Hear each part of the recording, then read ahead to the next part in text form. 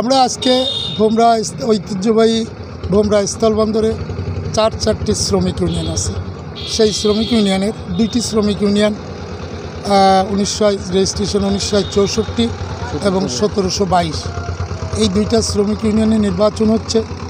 এই শ্রমিক ইউনিয়নের নির্বাচনের পূর্বে একটি সাধারণ সভায় আমাকে এবং আমার পাশে আছে ভোমরা সিএনডি অ্যাসোসিয়েশনের সাবেক সেক্রেটারি ওইদুলকে তত্ত্বাবধায়ক হিসাবে এবং প্রধান উপদেষ্টা হিসাবে আমাদের দুইজনকে ওনারা নিয়োগ করেন। তারই ধারাবাহিকতায় আমরা নির্বাচন পরিদর্শনে আসি।